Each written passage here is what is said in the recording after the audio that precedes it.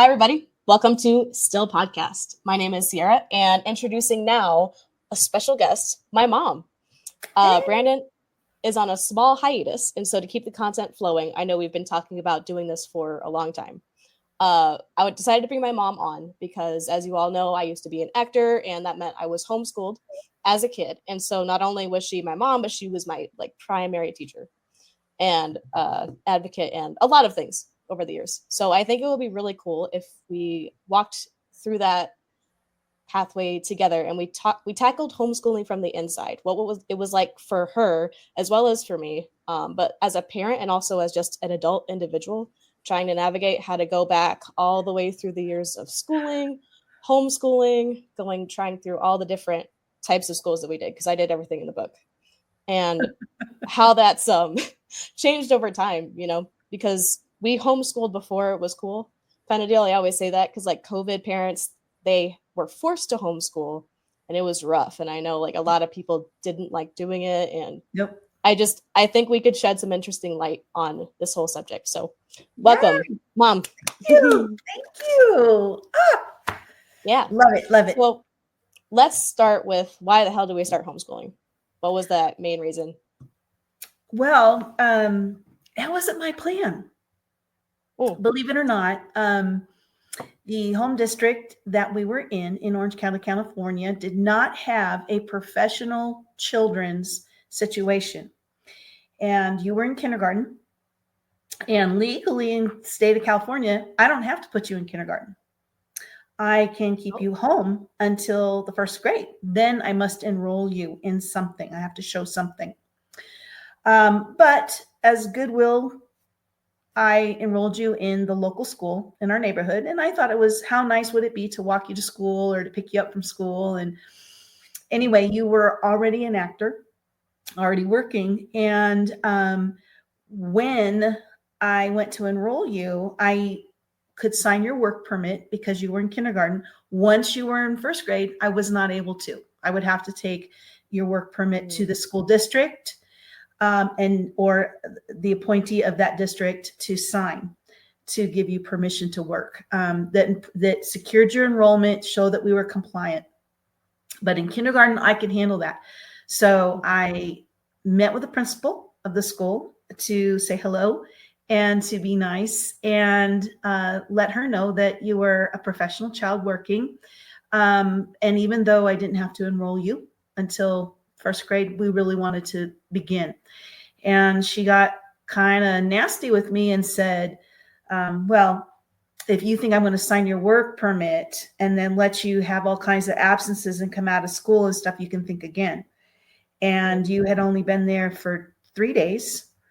And I really liked your teacher and thought it was going to be really special. But then when she said that to me, I said, well, why would you do that? Because I'm going to comply. And she says, well, if your child misses too many school days, I am not going to sign that permit, and therefore she won't be able to work. And I said, that's all I need to know. Thank you so very much. I am now taking my child out of school. And she said, you'll regret it. And I said, not a stitch. And see you later. And I went to the door where you were, pulled you out, and we walked home. And I got on the internet and figured out where I could get you into some kind of guidance because I had no idea what the heck I was going to do. But your career was number one, and we had put too much together as a family to let some skanky principal tell me what she was going to do with my child. That's all I got to say. Well, so wait, back it up. Because for the audience, obviously, I have no memory of this. I was little. I was 5. I know. Well, technically I was 4.5, I think, when I expressed interest. And then we were in the process for a little bit. And then remind me how old I was when I booked my first job. You were 3. Oh, I was 3? Oh, shit, I forgot. Sorry.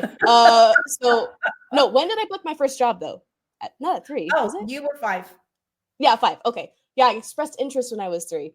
And then I booked that healthcare commercial, right? Yep. Yeah, that was at 5. Okay. That was your first. So then that particular agent did a no and double booked you on two things straight away. I had no idea what I was doing, and it was really scary. And so you were double booked for one day, and that was pretty insane. Pretty Right. insane. So then you're navigating all this when I'm like 4, 5 years old. You 5. get a bet. Well, I'm just saying, like, from the interest to try, okay, like management, agency, what are we doing? Work, headshots, like this, all of this is happening before I get into kindergarten. And then now you're having to deal with the school when I'm 5. And this principal already rubs you the wrong way straight out the bat when I haven't even had a day off of work, right? We hadn't even party fouled her. Exactly. You know, she was already laying it out like how it was going to roll. And I'm like, no, I'm sorry. Right. Mm-hmm. And so then you jumped in, and this is 2000 and don't even. Josh wasn't even here yet. So nope. What year was this? 2000 math. I can't remember. 9, 10, 11, 3, 99, 2002, 1, 2. Yeah, 2003. So this is like, we're in the internet era, but it's not how we know it now. It's not anywhere near as connected and well sourced. And so we're technologically in a different decade. You're trying to figure all this shit out on the internet, now, were you looking into let me back up. My first school was CHEP, right? That's the right one? No, your first school was the public school in our neighborhood. After that. And then after that, it was CHEP. Yeah. So when you were online trying to look for homeschooling programs, yes, were you looking for like strict online, off the grid, where to get textbooks, charters? Like, what was your mindset with that? How did you deal with that? So my mindset was, I wanted to call the shots. I wanted to work with a teacher. Let me back up. When I was in first grade, I was really, really ill for a while. And I had to have a teacher come into the house and work with me to meet the standards for the district at that time. And of course, that was arranged by my family. I was a minor and couldn't speak for myself, but I had to be kept home under doctor's orders. And so I was looking for something like that, where a teacher would say, okay, here's your work assignments for this block of time, and we will get those completed, bring them back, and we'll see what we need to do from there. And if there's books and things like that. So that was the thing that was in the back of my mind. And so there was a community home education school project under the county of Orange that allowed me that kind of freedom. So I didn't want to have to report somewhere with you because I didn't know what we were going to do, because the priority was when Hollywood called, we had to go. Yeah. And I didn't want to walk out of a classroom. I didn't want to walk into a classroom with you, with other students and parents, and then miss a phone call or say, sorry, got to go. That was a disruption. So I'd like to do things independently. And so CHEP fit that bill. And then we checked in once a month. So you were looking for fully at home. That way you could have control of the schedule. And because I had no idea when you were going to be going, every day.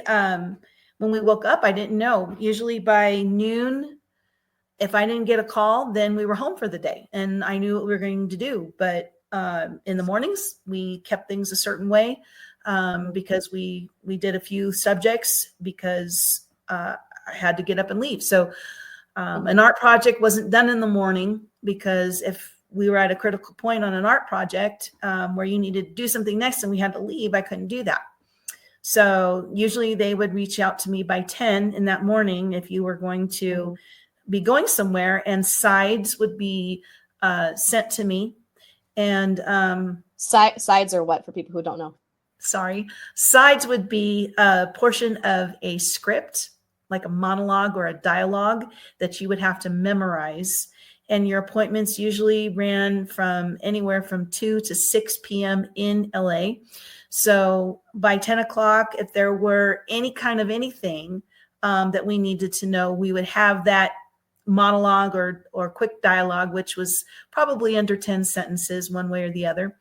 And we'd have to have those memorized, and we'd have to have you dressed and your hair done in a certain way, depending on what it was that we were doing.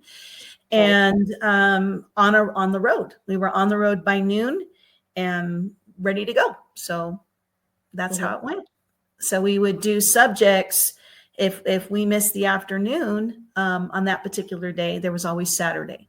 There was always Sunday to make up. The point was once a month, I checked in with the schools, with the school, I should say. And if the school month represented 20 days, I needed to have 20 pieces of arithmetic papers, 20 pieces of spelling, 20 pieces of some sort of literature or any, in each subject that I can show and the teachers could look at.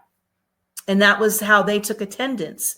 And their attendance was reimbursed by the state of California because it was under the county. Community Home Education Program, CHEP, was an independent study program, an ISP. And so therefore they got their funding through the state of California. And the beauty of that is the months wasn't like a school month traditional, like you would go Monday through Friday and Saturdays and Sundays off. It wasn't always like that. If you counted up the days in a month, because you had Saturdays and Sundays off, it wasn't always a full 28 or 30 days or 31 days because of holidays and weekends. So our school month was representative of all of the cumulative days that you could go to school. So it ranged anywhere from 19 to 22 days, depending on the size of the month. And with that, I had to produce that many days. And that is how they took their attendance. And that is how they got paid. And of course, we had support. We had textbooks and some consumables. And we also had a master teacher that would follow you from kindergarten through 8th grade if we stuck with that. So every year you had the same teacher with me, and she taught me how to teach you. And she also taught you if there were issues, like if I wasn't getting a concept across to you in some way, I could bring you in and Miss Laura could talk with you. And I would watch Miss Laura and I would see how she would integrate the concepts, and I would learn to teach by watching the master teacher. And then the light bulbs would come on for you. And then we could, continue with whatever it is that we were building on with the curriculum. I want to clarify one thing that you said that was super important. You brushed over it like it was nothing. You said that I had access to a master teacher who taught me if I needed help and also taught you how to teach. Mm-hmm. That's not correct. I don't think part of her job was to teach you how to teach, but you were an extremely attentive parent who supported me in every way. And so naturally you watched her and you did your best to absorb what she was doing. And it would make home life for you easier because you would see what her methods did. And then if you could just embody that and give it, then we don't have to leave the house. We don't have to make an appointment with her. We don't have to go in. It's easier if you did that. But I make a point to say that because when I was doing my own private tutoring, as I was tutoring, before, like when I got out of the Navy, I was working in escrow and I did tutoring on the side for math. When I would go to these families' homes, because I would drive there and tutor their children, the parents couldn't be more checked out. Like I even had parents just completely berating their own children, telling me how stupid and how inattentive, ADHD, that like berating their children in front of me. And these parents could not be bothered to give a shit in their kid's life. They wanted to bring in a tutor and then be still at the drop of a hat, like dig on their own child in front of me. Like that was okay. And you did not have to do that as a parent. That was like above and beyond going and looking at that, mimicking and bringing that home. She didn't teach you. You chose to pay attention. And that's important. I want to point that out. Well, thank you. That's a wow. Oh, thank you. But it's more relevant now, Well, I could say to every parent out there, when you have a child, you look forward to their firsts, the first time they roll over, the first time they can sit up by themselves and so forth.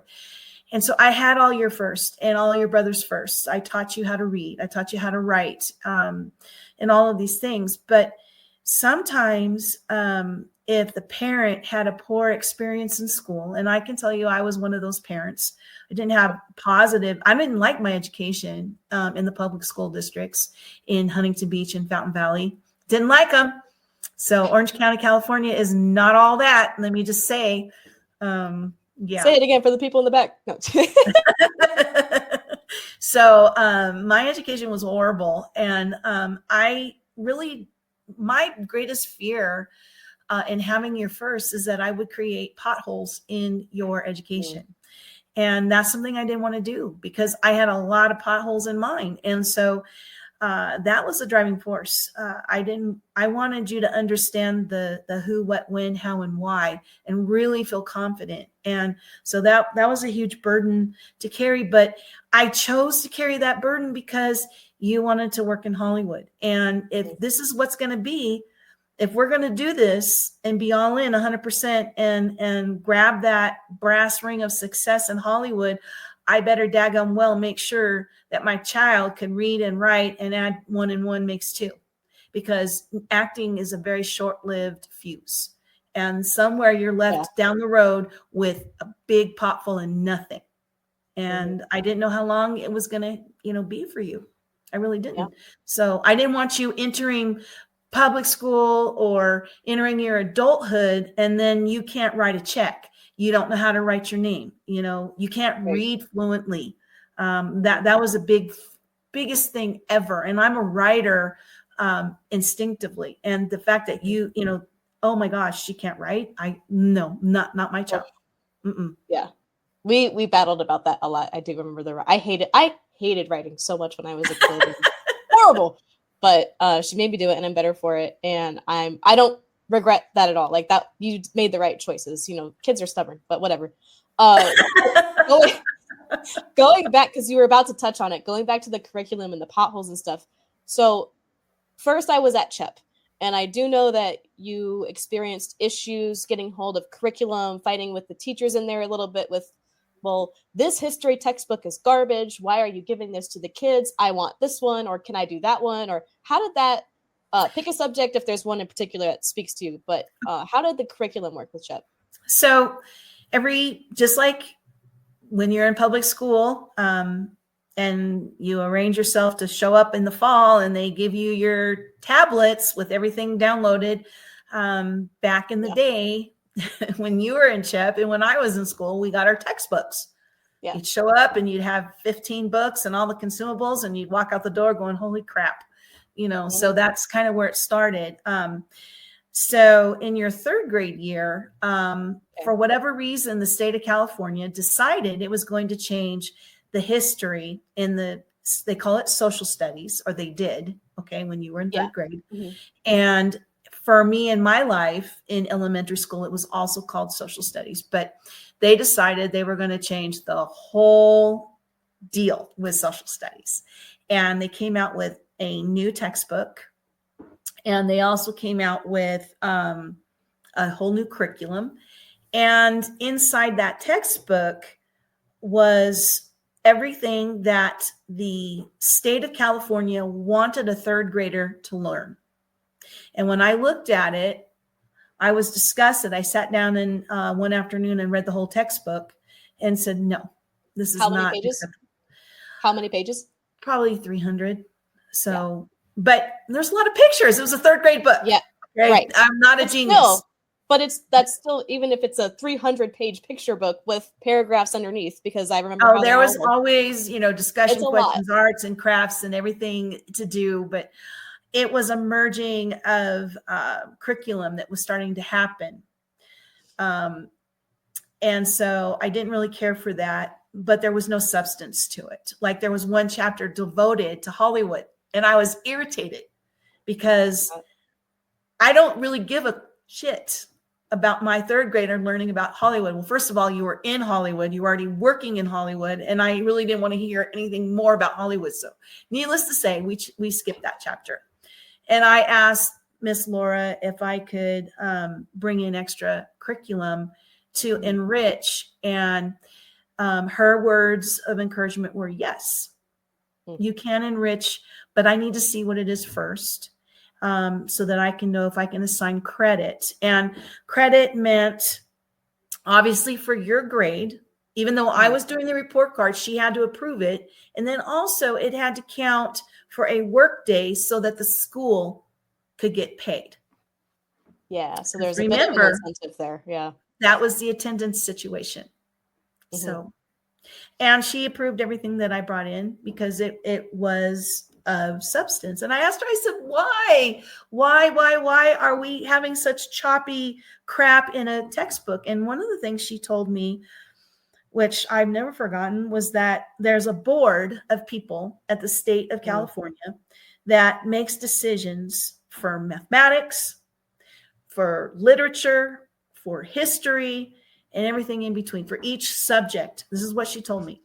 And they decide what belongs in a textbook.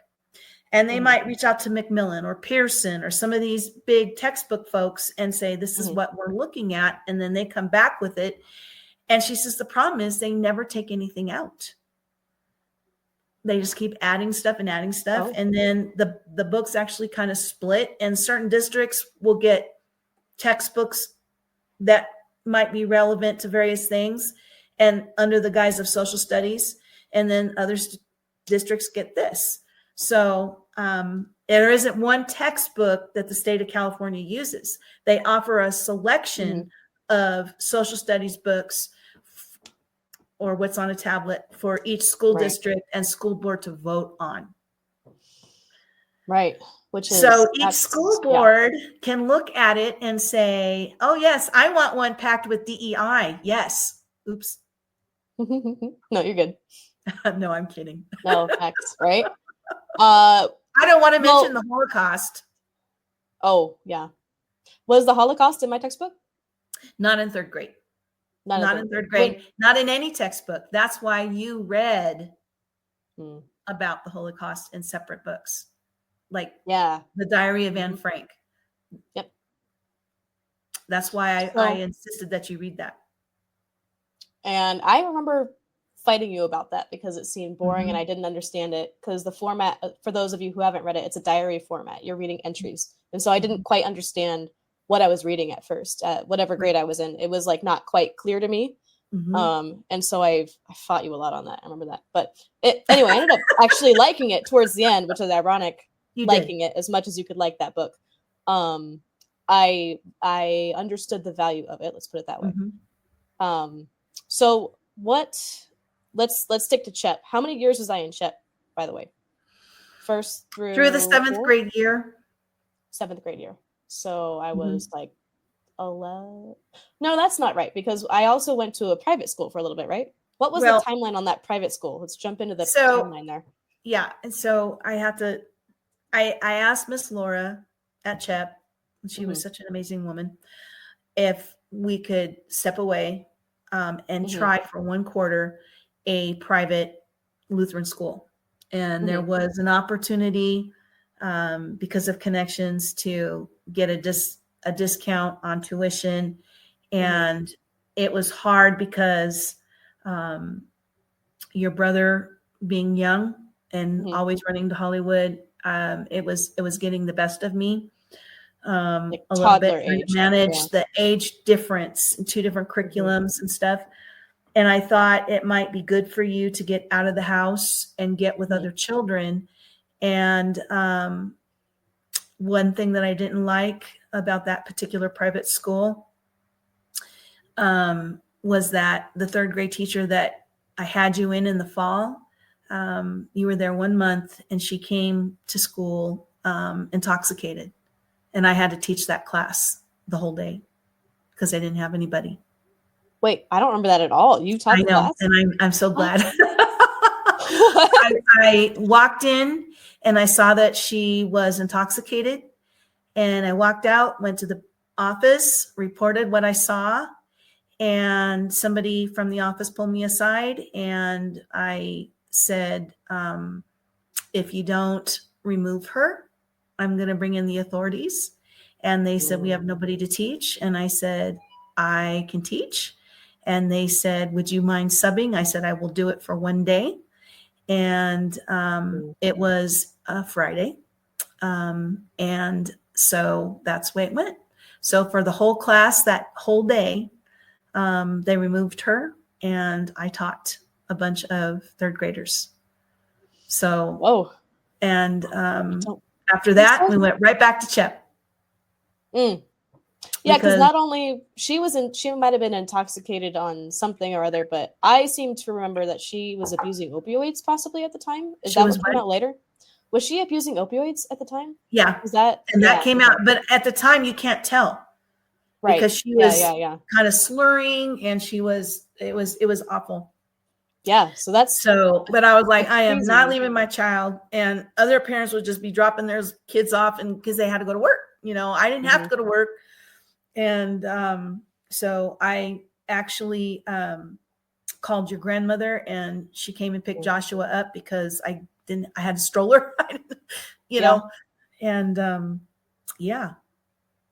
that's an insane, and for the audience again, like I have no recollection of that. I didn't know that was come up.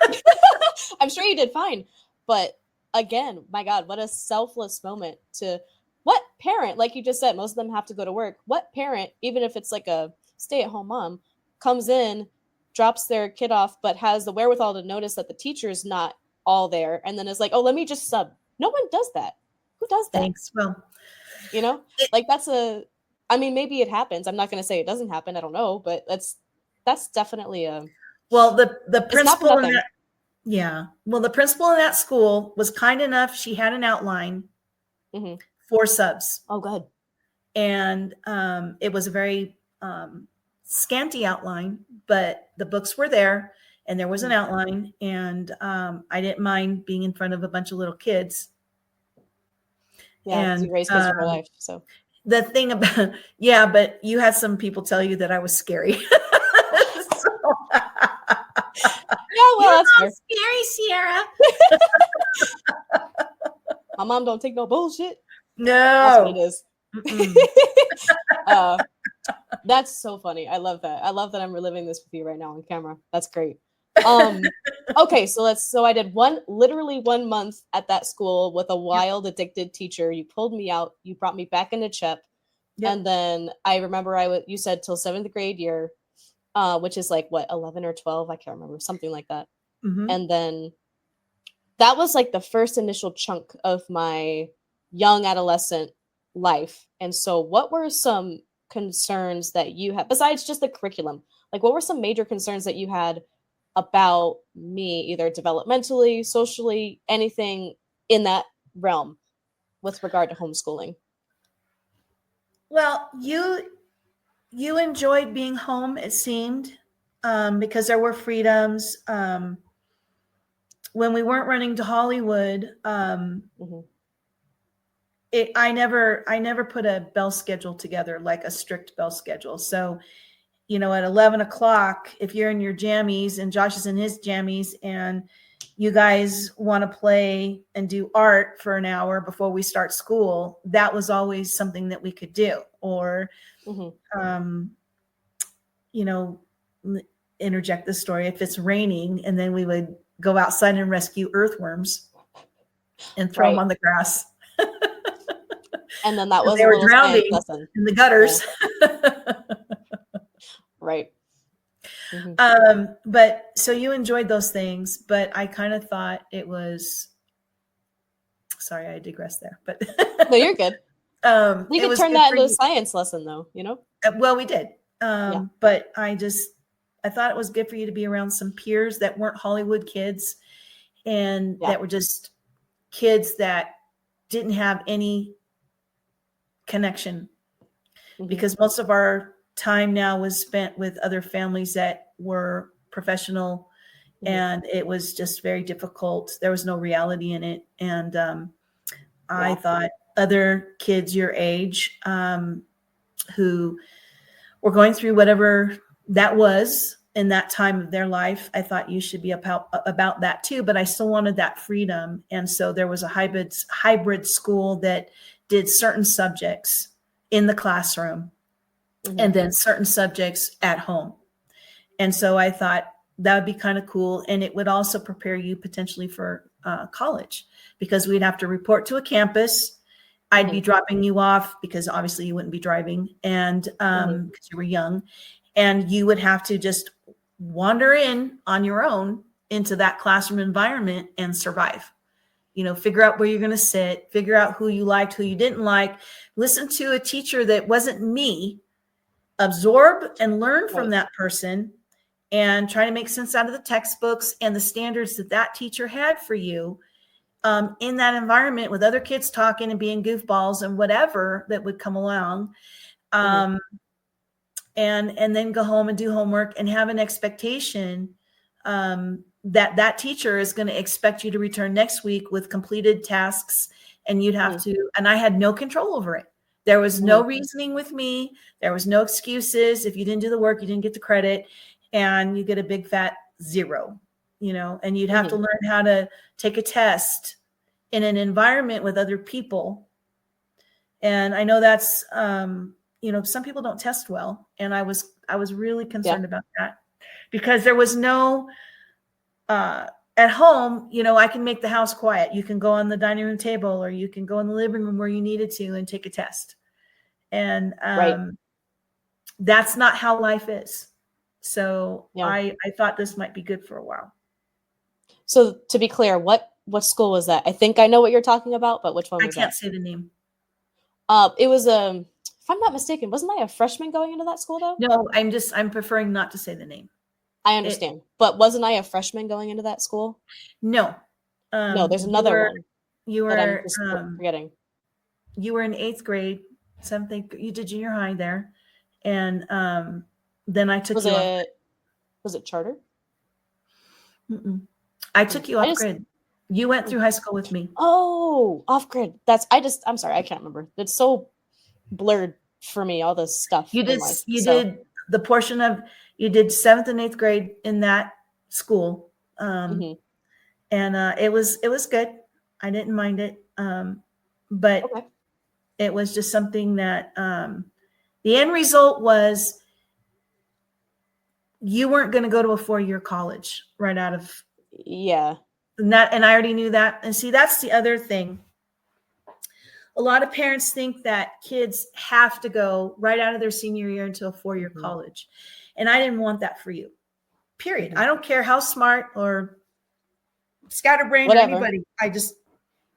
I had that experience. I just think it was stupid. It's a waste of money. I think that a JC is more than adequate. Now, if your kid is driven and they really, really, really want a certain thing, that's a whole different ball game. But if your child is a teenager and they don't know, that's okay if they don't know, and let them just screw up at a JC level. Classes are cheaper. There's not as much pressure. A university campus is a big deal. And a lot of kids, they think they want something, and then like 2 years into it, they're like, this isn't what I want. So then they end up taking classes and paying through the nose and getting in debt for something that they don't want. And maybe not all of those credits will transfer over. I don't know, because, it depends on, if you start out a music major and then you want to go into some kind of science, you're going from liberal to not, so it's like, and so it's just important that a person find their feet in a JC, I think, and then they can transfer. Now you got to choose your JCs wisely. All junior college campuses are not equal. So I put you into a junior college that transferred into the California university systems without any issues. And that's smart. I just thought, let's start here and let's get rid of your general education. So, and get that out of the way. And then you can focus later on what you really think you want to do. So knowing that, we went around a long bush to say, but knowing that I didn't have that pressure, I didn't care. Like if you were off grid with me, or you were in CHEP, or you were in that junior high institution that I put you in, and you didn't have the best grades or whatever, it doesn't matter, because for you were going to take the GED.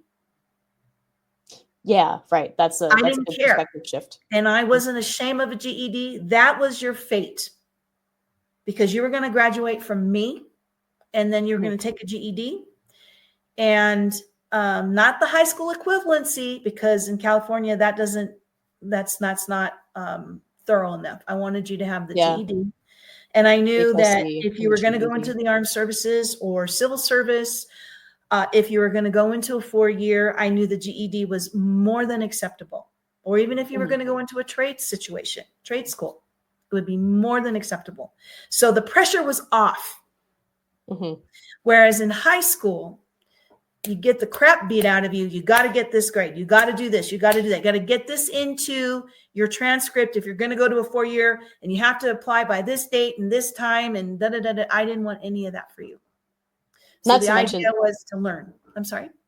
well, something that people probably think is weird is like I didn't take I don't even know the difference between like SAT, ACT. I don't know what Yeah, the difference is, but you didn't need that either. I don't take any of that. I got Nope. accepted into a junior college when I was 15 and a half without those tests. People make such a big deal about that as far as like, well, you're not accomplished in your high school era if you didn't take the SAT or whatever. How do you know how smart you are? But there was always such social calamity around these tests that I never understood when I started growing up. And Because where, yeah. 4-year universities want those markers. Mm-hmm. But if you will accept a GED Mm-hmm. and just say, this is my fate, and I'm going to take this GED and I'm going to put a period to the end of that sentence and go into my next level of adulthood, you're going to be fine. But they want the SAT and the ACT and all these other things because they want to somehow classify their students and prioritize them based on those scores and a transcript with weighted grades. Okay, if you are 12 and you say, Mom, I want to be a doctor, that's what you're going to have to do. You're just going to have to do that. Mm-hmm. If you want to be a dentist, if you want to be a lawyer, you're going to have to do that. Yeah, there's certain pathways. Well, so to bring it all the way back, I think I asked you what your concerns were. And through all of that, I heard adaptability was a big one. You wanted to make sure that I was able to adapt and be flexible in life and do things in less than ideal situations, make sure I could test well, that I had the skills enough to be independent and that I wasn't codependent on you, or I wasn't, there wasn't any learned helplessness, like stuff like that. So that was a major concern for sure. And then the other one was making sure that I was on a track to that so that I could have options, which is why you decided to go the GED route so that I could do whatever I chose, So making sure I had the options, you provided the flexibility and the pathway, and then making sure I was adaptable. So I think that was the 3 major takeaways that I heard. When you were done with Hollywood, I didn't know if you wanted to be a police officer. I didn't know if you wanted to be a firefighter. I didn't know if you wanted to go into the armed services. I didn't know if you wanted to be a teacher. I didn't know anything in which way you were going to go. But I knew that with a GED, you could start in any one of those places and it would be fine. In fact, I would say, some people would argue, because there's a whole ideology about going directly into a 4-year university. And I have no illusions about the value that parents are not getting in paying for their children to go into a 4-year. But I know that some people can have very, very good careers in engineering or as a dentist, any one of those careers, and start out at a junior college. I know it's just a matter of breaking the mold and saying it's okay. You got to break the mold and say it's okay. There's a lot of famous people who had amazing pathways, and they didn't just go right into Stanford out of a high school. And I wanted to take some of those out of the box experiences with you. And I was, maybe that was selfish on my part. I don't know. If it was, I don't regret it. It was, I mean, to put this in perspective for the audience, remind me, correct me if I'm wrong. I think I left acting finally when I was 12. Is that right? Yes. Okay. So that's by your own choice. You were done. And I said, when you're done, you're done. The Smurfs killed my career. That's I super wanted you to movie. say that. I didn't want to say that. Yeah, I know. That's another story for later. But yeah, that live action movie, The Smurfs, that came out in 2000, sometime after 2008, Let whenever it year go. that is. Yeah, that movie killed my career. But anyway, that was the rise of like virtual auditioning. Oh my god, camcorders, I can't. Anyway, so much. But what was I gonna say? Oh, so when I was 12, I stepped away from acting of my own accord. And then I was about to be in junior high school age stuff, and then eventually transitioning to high school. I don't know what year it is when you're 15. Is that sophomore year? Yeah, freshman turning Yeah. sophomore. Mm-hmm. So by the time I was that age, 15 and a half or so, that's when I applied to the junior college, which is a little unheard of. Like most people are like, whoa, what the hell when I say that. And it's because of that out of the box perspective that you gave, because I was able to cram basically.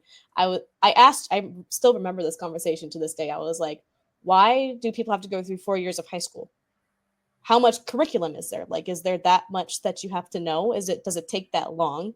Like, is there so much papers and all the things you have to do, all the stuff you have to learn? Does it take 4 years to like learn all this stuff? And you were like, well, oh, actually, I don't know what you said, but basically we figured it out. The answer was no.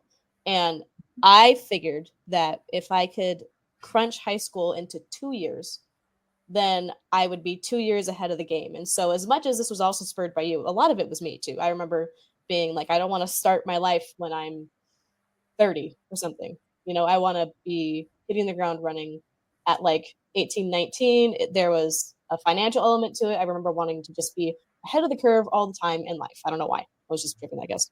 But so that's what we did though. I crammed high school into 2 years. And then it was only because that out of box structure that I was able to do that. And then you put me into the right JC. I ended up not taking advantage of anything after that. We went into the military after that, but it doesn't matter. Like the fact of the matter is, without that perspective that you gave, I may or may not have even asked the questions like, why do we have to do it this way? Why does it have to, you know? So it was a joint effort for sure. Mm-hmm. And it was really cool. Well, but I always told you that if you didn't pass something, it was my fault. It's on me.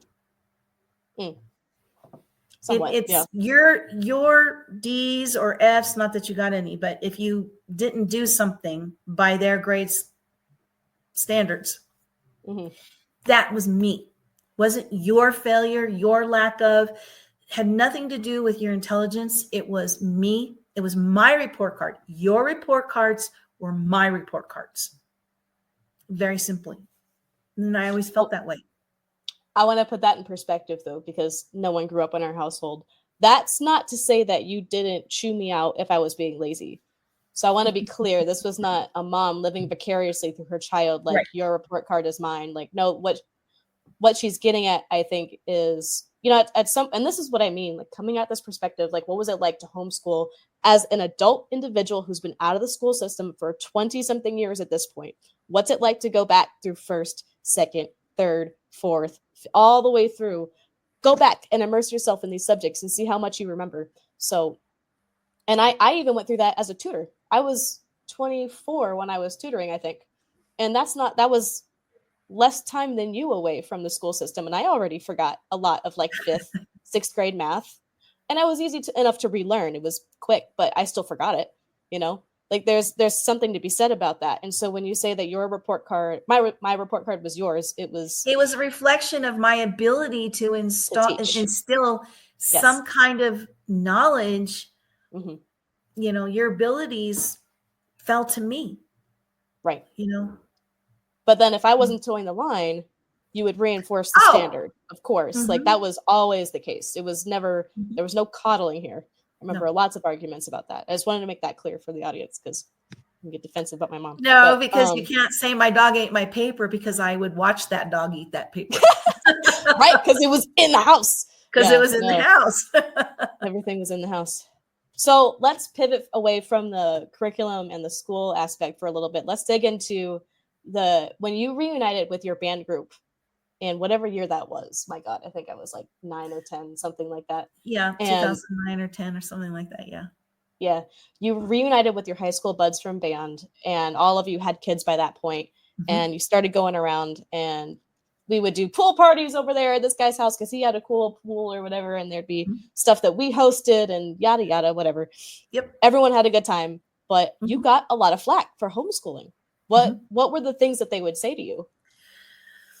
That my children wouldn't be able to socialize properly, that they wouldn't be able to process reality because I was protecting them, that there was no way that I could meet your educational needs at every aspect, but Mm. we did. Yeah. And they I said didn't go that, get my nails done. I didn't go out to lunch with the ladies. no. I was with my children 24/7. And yeah, I wouldn't Yeah, have talk it about any that. other way. Huh? Talk about that because they, oh my God, to the whole issue with COVID, all these parents, even now, even 5 years later, and homeschooling is on the rise because of the negative things going on in the school systems now. But even then, people who have to homeschool by choice when there's a day off randomly for like a cold day, or if there's a holiday, but they're going to do like online something, or whatever the case Mhm. is, parents can't stand to be with their kids. Yeah. So what are your thoughts on that? They shouldn't have made them then. Mm. Mm. Yeah. Toast to No, that. you're my child. I grew you in my Mhm. body.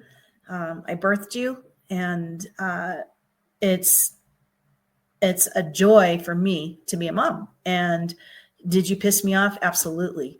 Um, yeah. Did I want to pull the door off of your bedroom and tell you to, Mhm. deal with it? You bet. And I know I told you to F off a couple of times too. So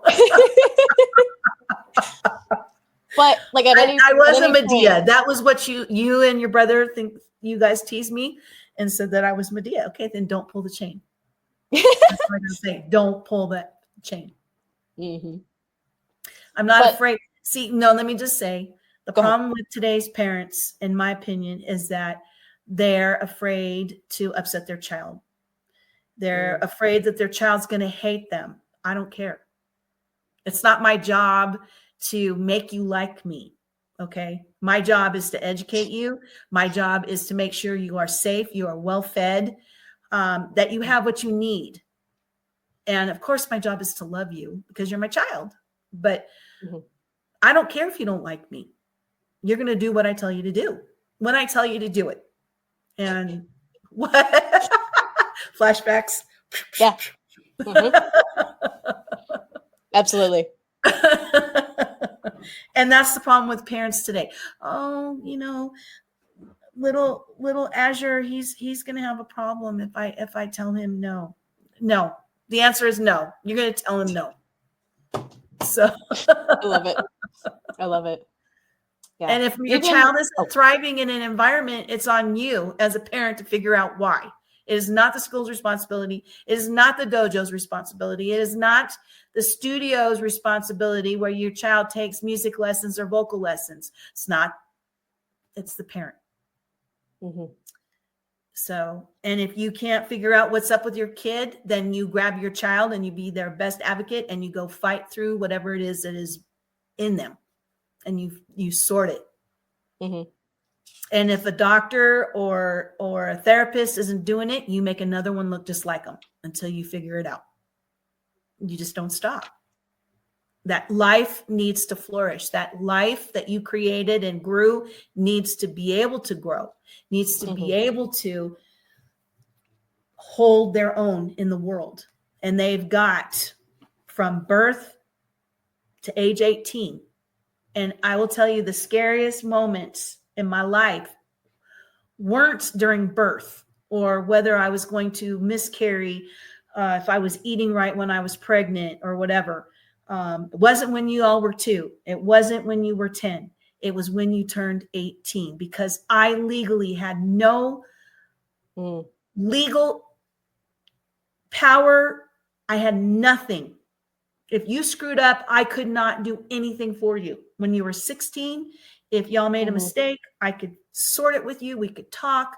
I had some authority. When you're 18, that's it. You can still live with me. I'll still pay the rent on the house or the mortgage on the house. You'll still have food. But now I have no say. Only you. And I think that's what's going to end up being the hardest part of these new generations of kids. Kind of the ones that are slightly younger than my brother right now. I think that's who I'm talking about mostly. But I mean, he could be part of it too. Not him, but like his age could be part of it too. Yeah, no, his group definitely. They're going to be something else when they turn 18. That's going to be nuts. It'll be interesting to see for sure. I wanted to go back. So some of these protests you said, yeah, sorry, we got sidetracked. Yeah, no, it's all good. I'm just trying to think. So what are the direct combating thing? Like, so you mentioned, say your protest again. I forgot. I didn't write them down. My bad. Oh, from my friends, that you wouldn't be socialized. You wouldn't be able to hold conversations with people, your peers. So how did we combat that? What did we do? Well, basically you talked with the adults and they kind of figured out that you were socially okay. Oh, right. Yeah. No, you had more common sense than their own children. You were more like an adult than their own children. You weren't rude. You knew your manners. But at the same time, one argument was, well, when you're in class or you're in band and you guys have arguments, you got to work it out with your bandmates or your schoolmates. You got to be able to work those things out.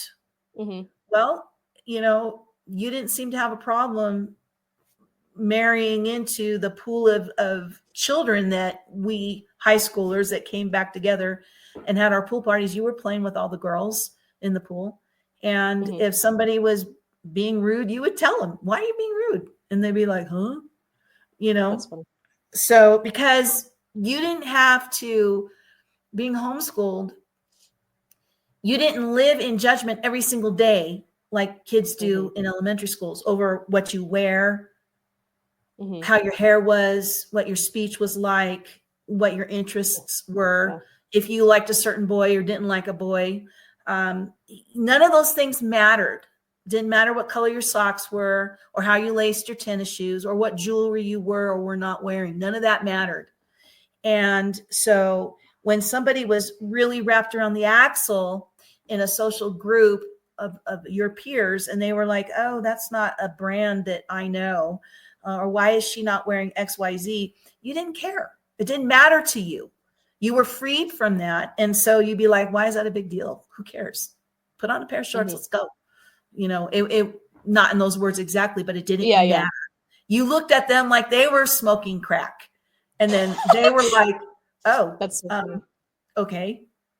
But you weren't rude, but you were really curious as to why that mattered. And it was kind of an intense look like, what is your problem?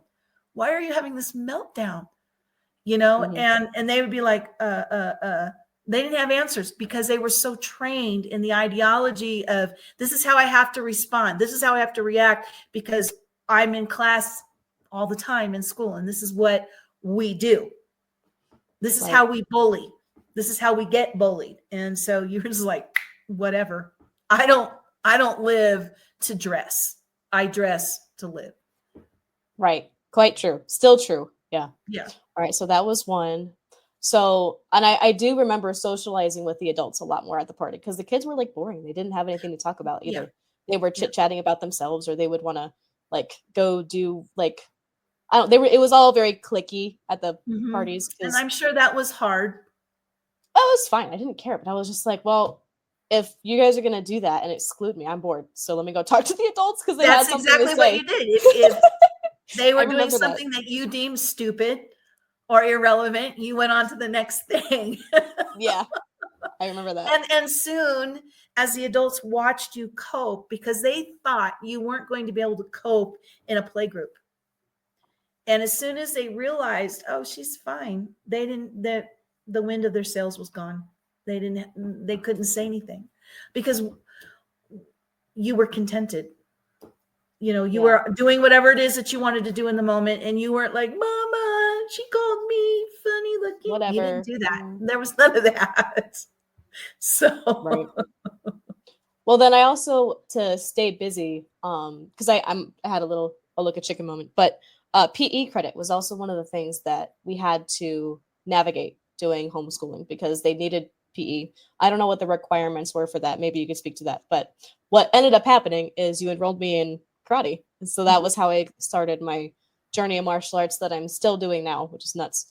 But yeah, I think that was the other aspect, the other leverage handle that you had with regard to getting me out there and socialize because I was in martial arts. That was a big one. And you know what? Karate was perfect because there's a lot of things. There's a lot of components to it. There is a curriculum. There is a standard within that curriculum that you have to maintain. You were required to wear a uniform, and it had to be a certain way. And if components were missing, then there was consequences for that, which to be honest, that's the way it is in school from my point of view. If you showed up to PE and you didn't dress out, there was a consequence for that. You need tennis shoes of some sort to be able to play basketball or whatever you're doing in PE, or you're running. So likewise with karate, there was a curriculum and a uniform and standards within the curriculum and the uniform.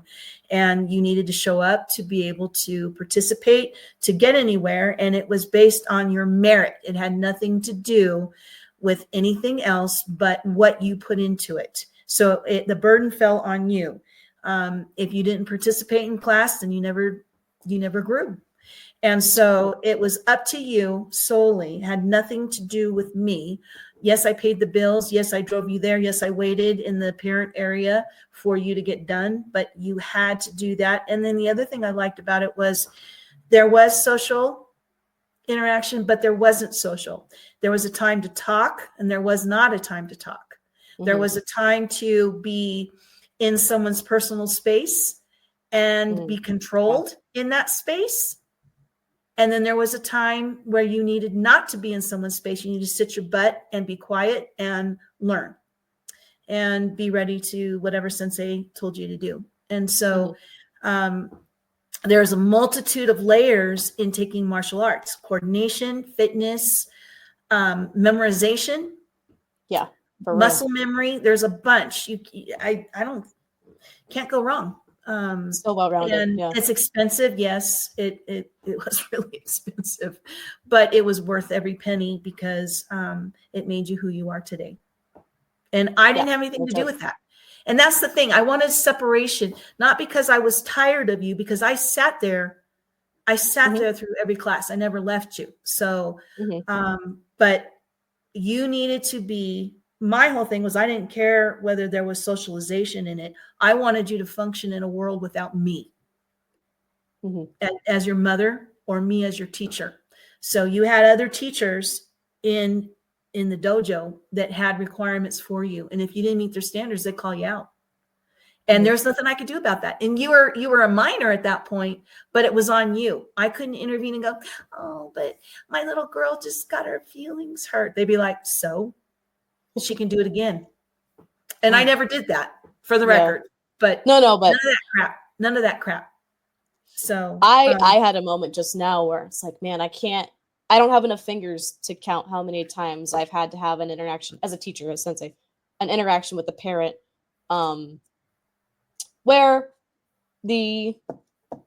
whatever took place between two kids was very banal, and it was very normal for their age, and there was nothing wrong with it. Was it ideal? Maybe not. Did anybody get hurt? No. It was just one of those things. You have a duty to tell the parent what happened because that's a responsible thing to do as a teacher. And I've seen people leave over very, very small, trivial things that, I mean, if you were out in the real world, like nothing would happen, So I'm not going to give any details, but it's just, that's not the culture now. And I mean, it still happened back then too, to a certain extent. You had the helicopter parents, we saw those, growing up in karate, but it's so much more prevalent now. And so I think that Saw that in Hollywood too. Oh, way more in Hollywood than karate, actually. Oh, man. Stories all day. Now, I got to interject something with your brother. He was in please do. martial arts, just as much as you.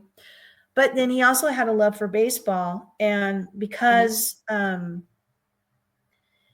were a late start in that, I had him tutored by someone who was a professional ball player, retired, to bring him online and get him advanced. And then when we started to go to the games, one of the things, and I attribute this to being independent and at home, after he went through season, because we had a late start with his age group, by the time he would come back for the next season, it was time for those boys to pull out all the stops, because they were going to be in a place where they were going to be on someone's radar for high school. Scouting, yeah. Yep. And then on from high school, if you can't get into high school and get into any meaningful position and doing these things, then you can kiss off college and and the signs around the ball fields were like, there's not going to be any agents looking for your child. Your child is not going to become a major league ball player from playing these games, and stop asking coach if your child can go into play. All these signs were everywhere, but yet there was so many parents that were pressing their coaches to put their kids in a lineup. And I never did that with your brother. And your brother came to this on his own. At the end of the season, he said, Mom, he goes, I love baseball. And he's good at it. He was really good at it. He says, but I want to play because I love the game, not because I want to be a major league ball player. I don't care about that, Mom. I want to play. I want to play with other people who want to play baseball because they love the game and not because they want to win. Right. They just want to play the game. And because they don't do that, because there's such a pressure that you have to win, I don't want to play anymore. And one could say, well, then he's just being a chicken shit because he doesn't like competition. No, not everything has to be about competition.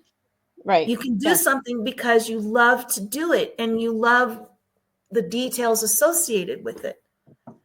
And so that the fact that he came to that conclusion on his own, and he said, this isn't for me. I'm not going to be one of those ball players that has to produce XYZ for this outcome, because that outcome isn't what I wanted. I just want to play.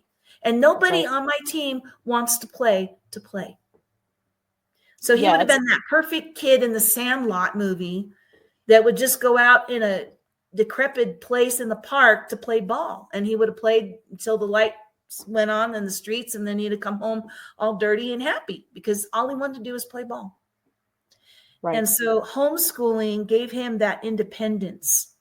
But when you're in grade school and in junior high, these extra games, these leagues are attached to those schools in many ways. And so there's always that you've got to achieve, you got to go. And when does the kid really get a chance to, they get so embraced and in their head brainwashed into the ideology of winning and meeting that mark as a team, which teamwork is good. Working as a team is good. That's not bad. But when that's all you are as a machine, then how does a child get enriched from the experience? The only high they get is when they win. The only accolades, the only value they have is when they win. It had nothing to do with anything else, but they're moving forward and achieving and winning and winning and winning. And that's all their value is. Well, also to that point, sometimes I think the kids get on, they get on the train and the wheels are spinning and they don't even know. And they're playing to a certain end with a certain amount of competition and skill and all this stuff. And then they're getting led around by their nose, unintentionally, intentionally, whatever, by the system, by their parents, by the coaches, whoever it is. and then they're getting led down a path they may not even want and not even know that they have a choice to leave. That Their happens value too. is, yes, excuse me, I'm sorry. Yeah, no, that was it. Their value is more. Their Mm-hmm. personal value is more than that game and what they might hope to gain from that as a team. Mm-hmm. You know, there's many games that were played that probably weren't winning games for them, but they had good moments with their teammates. Mm-hmm. But all that Yep. doesn't matter because they didn't win that game. You know, it's the Right. same thing with tournament. The pressure of putting you through tournament Ugh. wasn't because you were good enough to be. They wanted you to win because they wanted a trophy, because a trophy meant that their school was hot shit Succeeding. and that they could possibly get more students for marketing. And I'm sorry, I'm not pimping my kid for marketing. I'm not going to pay for a tournament so you can get a participation trophy for showing up. I'm not paying for that stupid ass trophy that costs nothing. Okay. Yep. And then you get nothing for it because it's not something you were feeling. Maybe that makes me a hippie. I don't know. Screw them if that is the way. I don't care. I want you to, if I pay $500 a month for you to achieve and go to class and get all of those enrichments, that physical fitness, the coordination, working with other people, other karate students, meeting the standards in that curriculum, being held accountable for all of those things. If I'm paying for that and it's making you a better person, you're not defined by tournament. I'll be hanged for that. No. Mm-hmm. You count because every day you're showing up. And if that makes me a hippie, screw it. So be it. Right? I don't care. No, and I think that's the right perspective though, because in the end, even with me especially, I wanted to go the teaching route, not the performing route. So I ended up being a junior instructor and damn near almost attended their academy and did all that. And I'm glad I didn't, because hindsight 2020 with that, knowing the school that I'm at now and the difference between us and them, and wow, it's night and day. So very glad I didn't sign on to that franchise, but I digress. That was a lot for martial arts. No, it was good. It was good.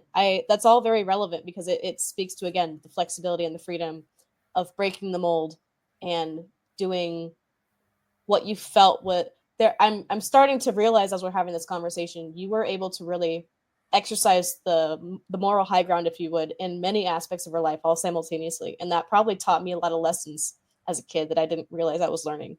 And that's pretty cool. Something that you don't necessarily get from the traditional school system. You have no idea the arguments I had with, I'm not going to say his name, but Sensei in the office while the other Sensei was teaching you. He and I was arguing with Sensei in the office about why I'm not going to put you in tournament. Yeah. And I'm not paying his marketing deal. Not to mention their tournaments were so biased. Like, it was ridiculous. It was. So that's beside the point too. That's beside the point. I want to back it up because we've been talking about martial arts, but let's back it up to one last relevant point for the schooling aspect of homeschooling. Because you brought Josh into the mix, so let's add him in. When I was in college, I believe, when I was in college, he was coming up through grade school, and you started to notice a shift in how they taught the core subjects, mostly the STEM leaning type stuff. What was that shift that you started to see? How old was he, and how did it affect his learning? Well, so he was in second grade, and I noticed that when we went in, and of course I had him in CHEP because I knew that model and I was comfortable.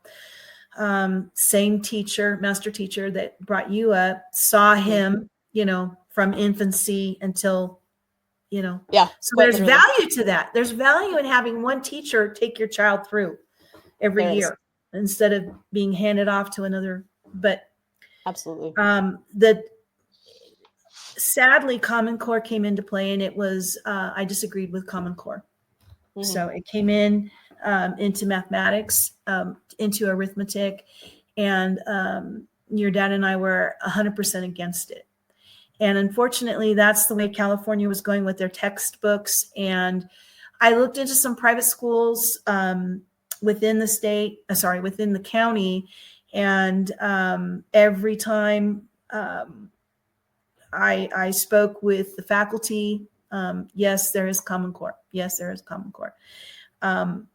And your dad and I just would not compromise with that. It did not make sense to us. And it was very particularly difficult for your dad to take, because as math progressed and into the arithmetic, into, 5th grade, 6th grade, 7th grade, Pre-algebra, pre-algebra and things like that, geometry, he was so, and I respect it. He was so adamant about how do you take English and mix that in with mathematics? It doesn't belong in. Oh, yeah, but let's pause real quick. My dad used to be an aerospace engineer. He used to work for Boeing. He lived in the world of calculus for all of his days. So that was, among other things, but like, so my dad did math for a living. Like it was very relevant. Not to bash on you, but like when you went through school, your math skills sort of dwindled. Correct me if I'm wrong, around freshman. Is that right? So I love arithmetic. Yes. Higher math, forget it. That was your dad's deal. Okay. Yeah. So I can teach you all of those things: fractions, multiplication, division, decimals, all that. That's not a problem. And I enjoyed that because I had a grandmother that was very patient with me and brought me through on her mathematics. Okay. I'm not going to lie, because let me pause for a minute. The arithmetic that I learned in school was taught differently than when she was learned. I was taught her way. So, and I'll be specific, like borrowing and carrying and multiplication with multiple numbers. Okay. Right. Like 2 and 3 digits, with like 4 digits across and 4 digits below and things like that, and ordering them. So she learned one way, but my schoolwork, when I would bring it home and I would be like, I don't know how to do this, she'd be like, I don't really like how they're teaching you, so you're going to learn my way and then you'll be happy.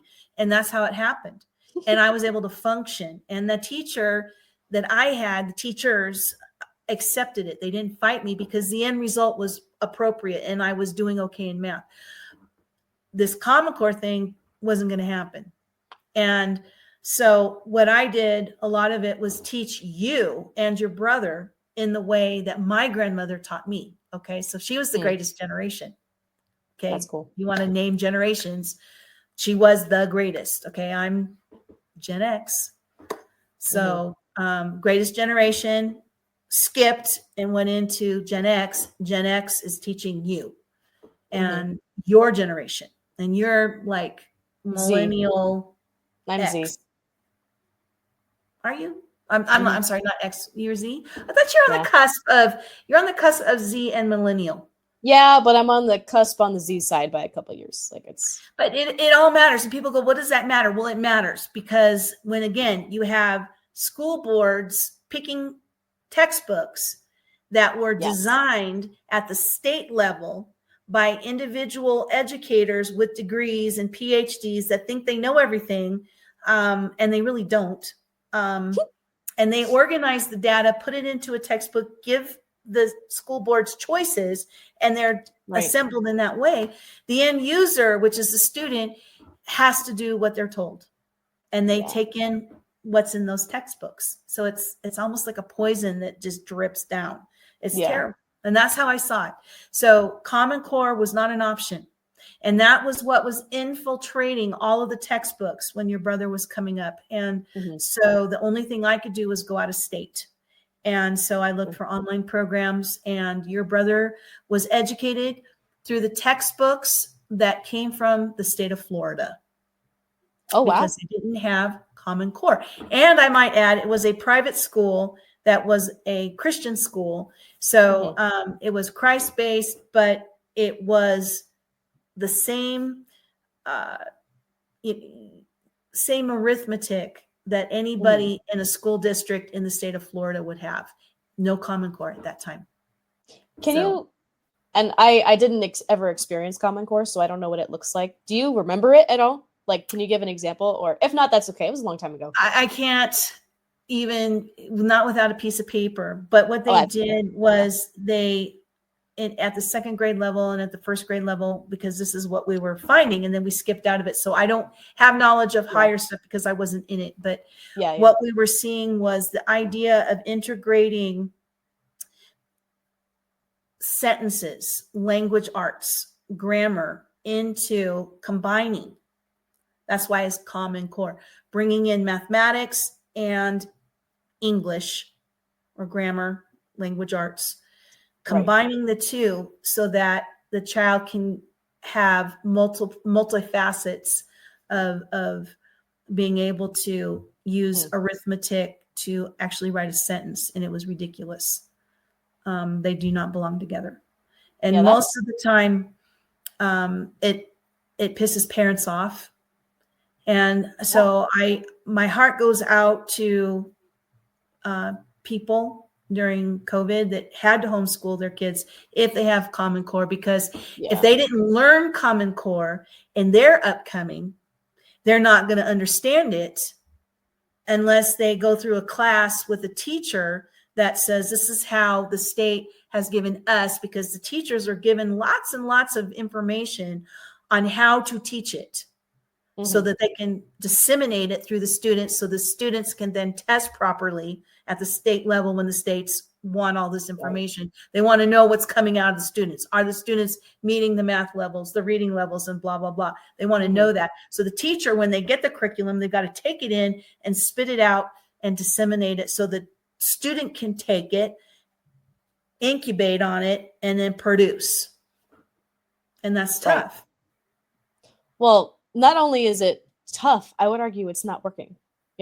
This will be a brief tangent, but the literacy and math rates across the country now, it's more than half on average are on some level illiterate and can't do basic math. And it's insane. And they wonder why. And I'm sure I'm just, thinking out loud here. I'm just whatever. But I think Common Core probably has something to do with that. And I'm certain of it. Other things. I can't imagine a first grader or a second grader who, by the way, is still learning how to read. Are we going to forget that? Like, you don't know how to read until you're probably about 5th or 6th grade. Like, let's be real about that. Like, comprehension is the key part. Exactly. And that's why I say so like reading at a word level versus a sentence versus a whole, and then having an outsider's perspective, forming an opinion. I would gather all of that as reading, because it doesn't do you any good to read words on a page and be able to say them out loud but not know what they mean. So when I say that you don't learn to read until you're truly about like probably 5th or 6th grade, that's why. And trying to incorporate language into math sounds like a beast in 1st grade. Like, why the hell would you even do that? Doesn't make any sense. But I digress. That's anyway. It's true. And to your point, I had a major fear that I didn't really learn how to write until I was at the university. And I had an English teacher, professor, I should say, who literally spoke in grammar. She would speak her sentences. She would use the word period or exclamation point, semicolon. Comma. I mean, she literally, as she spoke to us, she said those things. And because she was trying to, and I can't even, and she spoke quickly. Period. Capital, because, comma, it was important, exclamation point. And so as she was doing that, it sort of, I was like, wow, we can write how we talk and how we speak to one another. And she had a big book, which I still have today. I made a notebook out of it. And it had just pure grammar, which I didn't have all through my K-12 experience. And once that happened, the lights just went on and I was able to write. And it was very, very satisfying for me to be able to write, because before I really didn't understand how essays, and it just, it was a chore. Yeah. She opened that up. She unclogged that. Now, I had that fear that would happen to you and your brother. And a master teacher told me, and again, I was really anxious about it. And they said, the more your child reads, the more they will be able to write. Mm-hmm. And I didn't understand that in the beginning. I was still not trusting that process. And she just broke it down, and she says they will see it. They will Mm-hmm. feel it. They will experience through literature how to conjugate a verb, how to understand about prepositions and every other thing, all these important components to being able to write. And so I was like, oh, please read, because I didn't want you to have any potholes, please read. I would actually say reading was the one thing, maybe not when I was younger, like 5, 6, 7, I don't know about that, but after about age 8 or 9, I was like, you could hardly get me to put a book down. I remember sometimes you would send me to my room, but you had to take the books away because I was happy to go to my room because I could go read books if I was in trouble. You're like, whatever. I remember that vividly as a kid. So we check the box there, no issues, for sure. Man, it's so good. There's so much that we covered about homeschooling. Is there anything that we missed? Anything that, people who either haven't homeschooled kids or have hated it and are interested in different perspective, or like, did we hit all the things? Is there anything missing from the picture of homeschooling? I think we did. I think that from a mother point of view, it was as much as I wanted to tear my hair out and scream and find some tequila sometimes, or a rum and Coke, Captain Coke. Not kidding. It was, looking back, it was the best thing I ever did. And I have no regrets. My greatest fears were that you did, or your brother did, because there was a while where you guys were angry and you were thinking the grass was greener. Yeah. But I keep thinking as time goes that maybe you'll see that you did fine. Oh no, that time has come. Like that time is past. I think I jumped over that wall around age 20. Let's just put it like, Navy. After the Navy, I'd say that pretty much put it in perspective. The Navy puts a lot of things in perspective. Military life in general does that. Yeah, but I can imagine. Yeah, I had no qualms with my upbringing as far as schooling goes. After that, it was so evidently clear. Well, because I've said this on the podcast with Brandon, you cross paths with so many different people, all education, socioeconomic standards, and cultures, and whatever. It's insane. Like, you have to experience it to really get a grasp of it. It's not a type of diversity that you would even see in a school system. It wouldn't even matter if you went to like 4 or 5 different schools in different corners of the country. Like, you still wouldn't get the amount of diversity. It's insane. So much. Having to deal with all those people, having to learn how to communicate, and also do what you have to do for yourself. And then, the social aspect on the side when you're off work and navigating those waters, literally.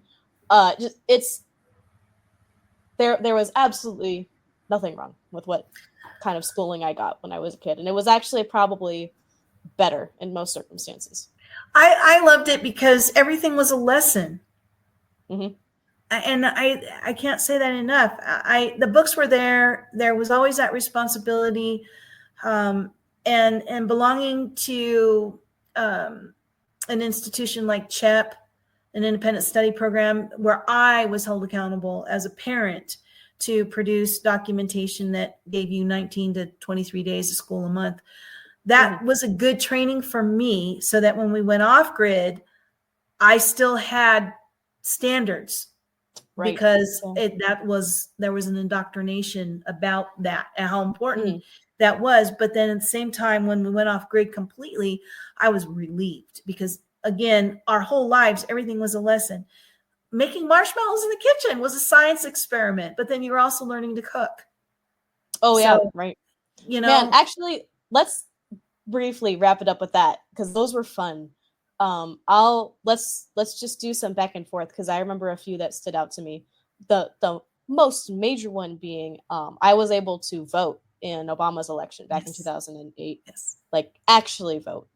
Yes. And I could explain it. Correct me if I get anything wrong or if I miss anything important. But basically, I was, however however in old I sixth was in grade. 2008. Sixth You were in grade? sixth Okay, grade. so maybe like 10 or so, something like that. And the election was coming up, and I remember in those history textbooks that I had, it was relevant at that time. We were kind of learning about the different branches of government, how they all worked, how an election worked, this and that. And so because we were in an election year, you decided to make it a history lesson and go participate and go through all this stuff. And so, but not in a way that you've mentioned that I don't have an experience about, but like how you do like mock voting in schools or whatever. You're like, oh, I voted for this person. You could explain that a little bit better than I could. But I actually had to sit in the living room and watch the news, and I watched the debates. And when I didn't understand what was going on, which was 90% of the time because I was 10, I would ask questions. What are they talking about? Welfare systems. What are they talking about? Like affordable care. What are they talking about? Whatever war was going on. What are they talking about? Social security. What are they talking about? Green stuff, like solar. What is all this? Like all these things, like politics at age 10. It was nuts. So there was a lot of exploring in that realm. And then I distinctly remember, doing research on the internet, listening to these debates, trying to read up on the process of voting, how it works with the different, what are they, propositions, right? Prop, whatever. So that goes with, you're not just voting for the candidate. It's like there's all this other shit in the ballot too. And then that changes by state. And it's a lot for a 10-year-old. But I remember walking away with the practice ballot, or the one that they send you, the mail-in ballot, reading all this stuff, and then being like, how am I supposed to make a decision? This isn't like, I don't feel like I have enough information to make a decision, because these people are just saying things on TV, but then I have this other stuff in front of me, and the text is so small that my 10-year-old eyes can hardly even read it, even though I had 20/20 vision. And I was like, how am I supposed to do this? And then you just sat there and went, yep. I remember that so vividly. And so I was very distrusting of the system, I think, at that point, starting at age 10. It's like, no, you really have to do the work yourself. Don't just follow the crowds with whatever. Like, this is a task. And so then I remember making all the choices in the ballot. And then I remember we had issues walking into the voting booth because, you're not supposed to like let someone else do it for you or whatever. And so you had to be like, she just wants to push the buttons, No, something like that. But, yeah, actually, I almost got into a fight with that lady. I know. Wait, tell that story. That's cool. No, it was just, so there's no law at the time when we were there voting in that particular election year in Orange County. There was no law in the state of California that said your child couldn't go into a voting booth with you. And we always voted as a family. That was it, because we wanted to show the responsibility of voting and the privilege of voting. It was a rite of passage for everybody who was a citizen, something that, you can't, unless you're a felon, it won't be taken away from you. It's part of the joy of being a citizen. And so we walked in, and you had worked very hard on that ballot. And the reason why I had you vote was because you were a professional child, and you were taxed as an actor at the highest rate. So that was truly, this is a whole other topic, but taxation without representation, because the federal government and the state took the highest they could from you as a child. Which I kind of feel like that sucks, but that's just the way the structure was. And so I thought, well, you know what? All your years of working, and you even have a little pension thing going. I'm going to give up my vote to my daughter. And this was a perfect learning opportunity. You were old enough to read and take stuff in and all those things that you just said that you did. And so I said to you, I'm going to give you my vote, and I expect you to use it responsibly.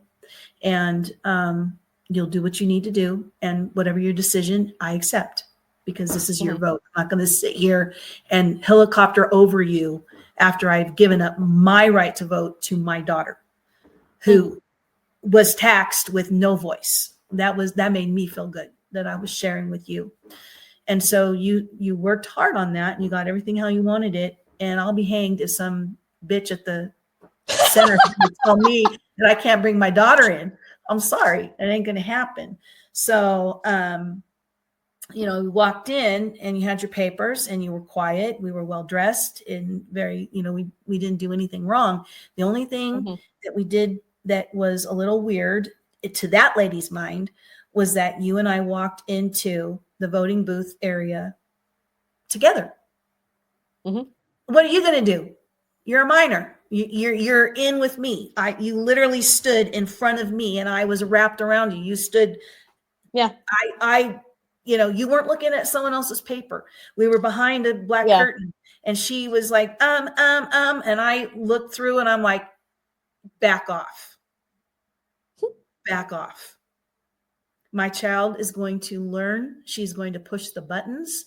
This is my ballot, my life. You get away.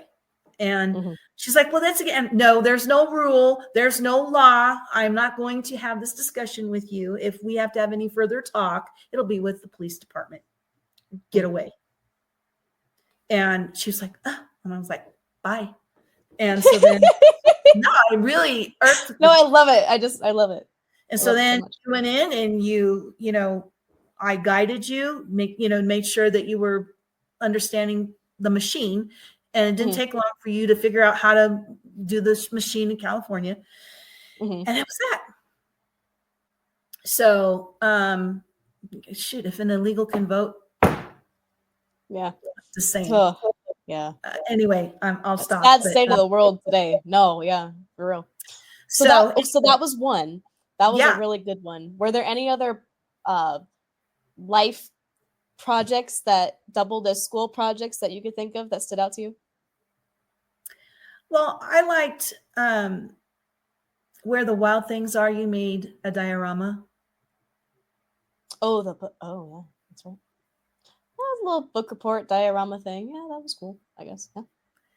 Yeah. And you had to make it stand out. You liked art, and we went to the art store and we found, construction or pieces of papers that suited you for doing the diorama and cutting out all the characters for Where the Wild Things Were. And that was neat, and there was no timeline. You can work on it. And so I enjoyed that aspect of it.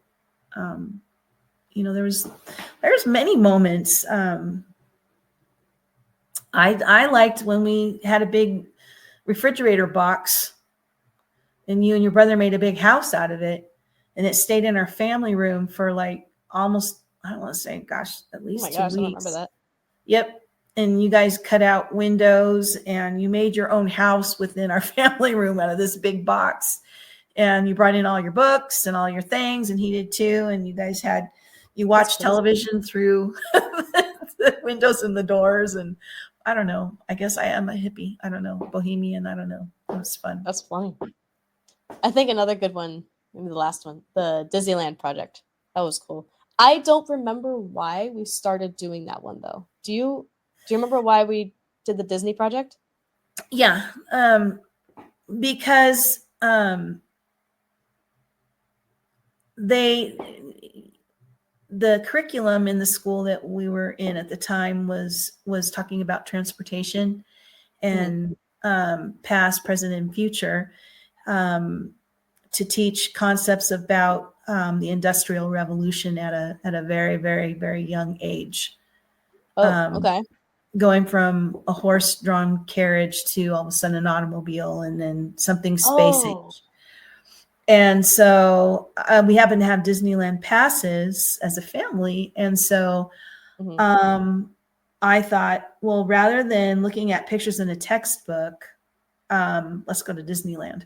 And so there were parts in the park where there were tables and chairs and things like that. And we did a lot of your schoolwork there. I threw stuff in the stroller and off we went. And we studied the transportation aspect of Disneyland from their point of view through the eyes of Walt Disney, and spent the day at Disneyland. I mean, how cool is that to be able to have school at Disneyland? Yeah, no, In my very head, cool. I was like, I, I'd love to have done that, when I was in first grade, right? So, Well, we but started that's out, you saw the horses mhm, and you got to pet them and they were kind, and we got on the car and we went around. And then there was another car that was, from the turn of the century with the big bulb, honk, honk, mhm, so we got to ride that one, and the they're trolley system. all authentic. I'm sorry. The trolley system too. And so we Train. got to do that, and we went into the firehouse and we looked at turn of the century fire equipment and how they had to make things go. And then we looked at the future. We went into Tomorrowland. Tomorrowland, and we looked at Yeah. what Walt Disney thought of at that time that was futuristic. And you rode in That's so cool. Autopia, and you got to it steers in its way. Yeah. Everybody knows what Autopia is, and so, but Right. the point is, you got to do it, and you got to see the progression of transportation and how important science was, and innovation, and the Industrial Revolution, and getting away from horses, and then getting a little speed and horsepower. Just things went on and on and on. So it was kind of fun. Well, I'll tell you what, I don't remember any of that being the point. Like, I just don't have a lot of recollection about it. I remember having to write about it, and I Yeah. do remember going through and looking at all the different like cars and stuff.